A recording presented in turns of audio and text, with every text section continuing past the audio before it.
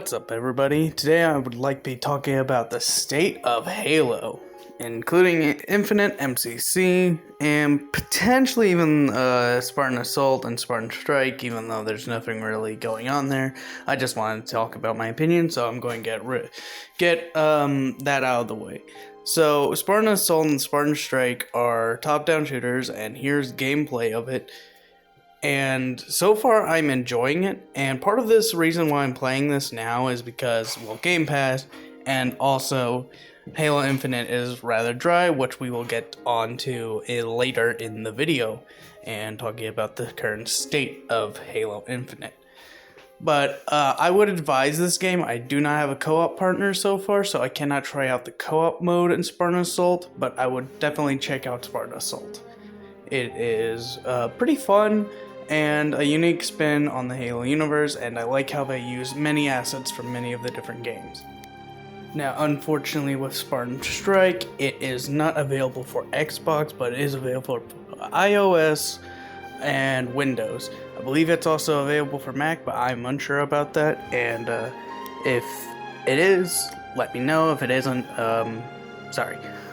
But so far, I'm enjoying the game, like I said earlier, and I hope you guys enjoy the video game as much as me. Now let's talk about Halo Infinite and its mediocre state, to say the least. Excuse me. Well, besides the lack of content throughout all of Season 1, the challenges having to be, made to be able to work properly for people. I don't mean work properly like it needs to be working, but needs to be easier to obtain, because let's be honest, trying to stop somebody's score streak is kind of not really that great, you know?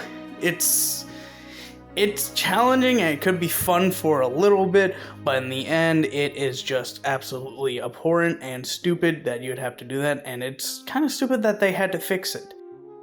Now, the player count for Halo Infinite has dropped considerably since launch. It is, I think,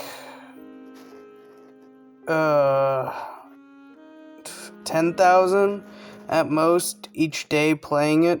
And they're not playing it for very long. So there's still players there, but there's nothing for them to do currently, due to the fact that we already have played for all of it, except the campaign. But, you know, well, the campaign is highly important, so is multiplayer.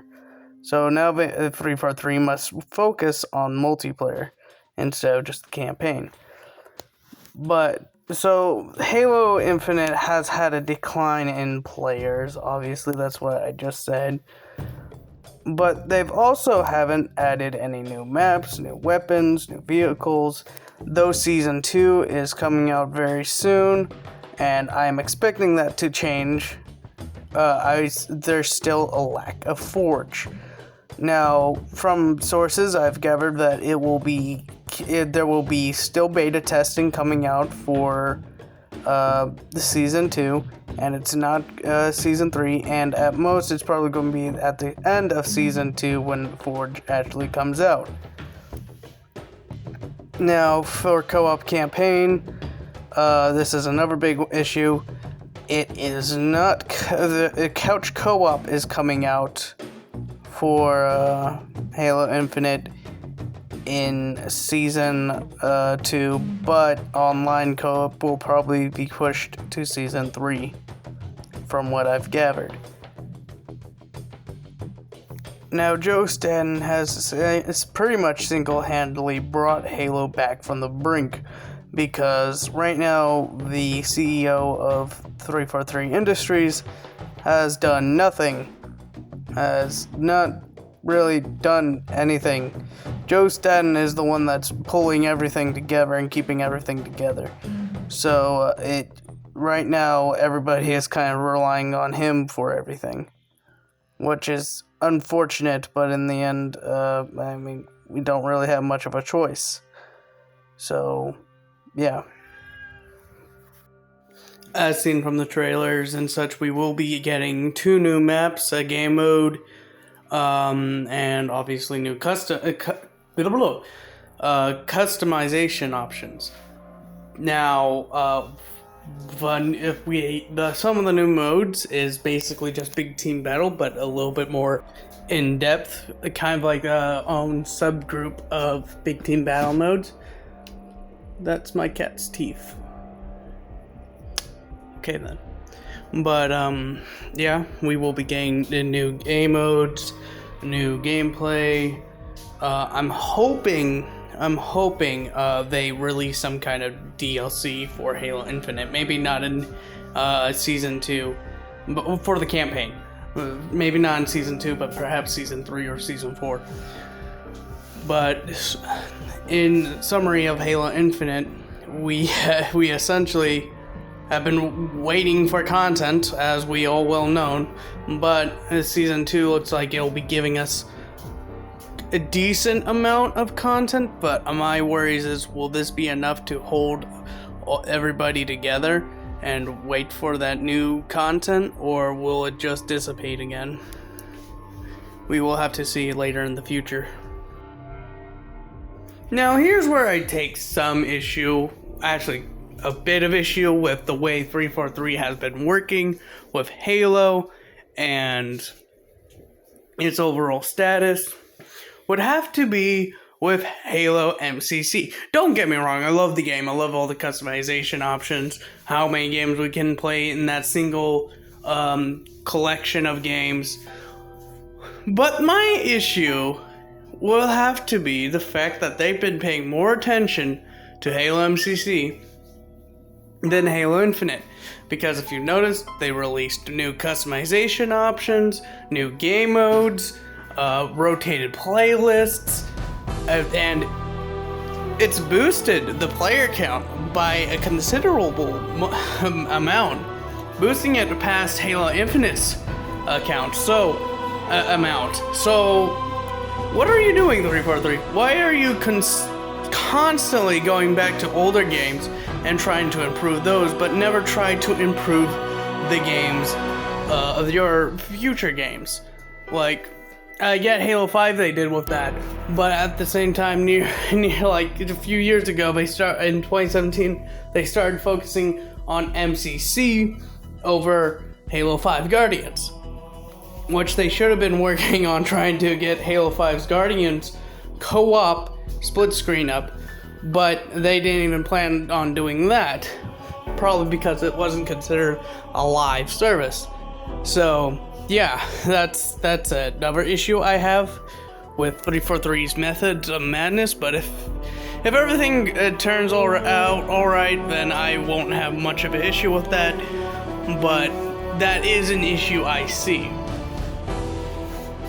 So yeah, make it what you will, because there's a lot of people that like MCC and may argue with me against this point.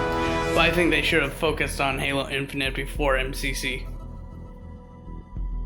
One last topic, and that will be, actually no, I'll have 2 more topics, but this one is kind of a little bit important to me at the moment in time, but that would have to be the Halo TV show.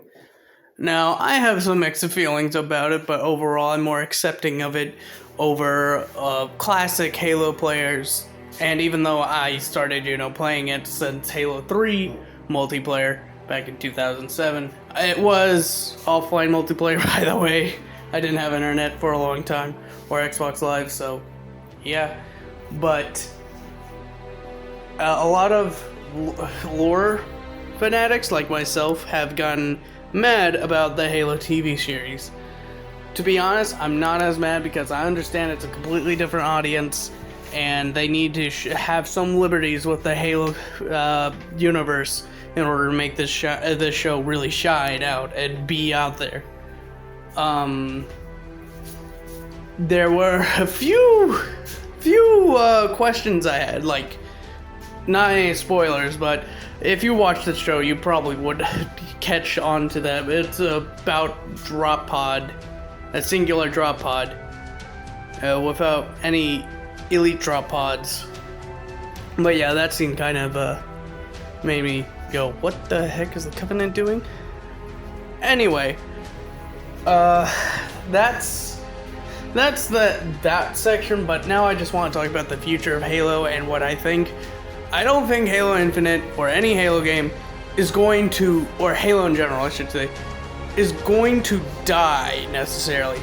I do think that it will have to get back up there, kind of like how Doom has had to have a resurrection when Doom 2016 came out.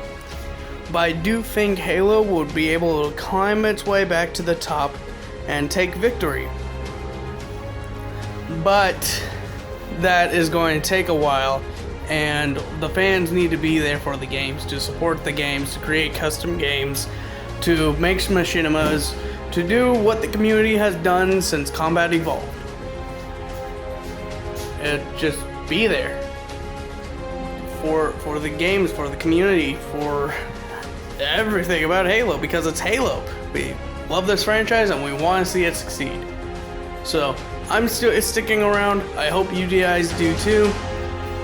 And with that, I will bid you adieu, or however you say it. Peace.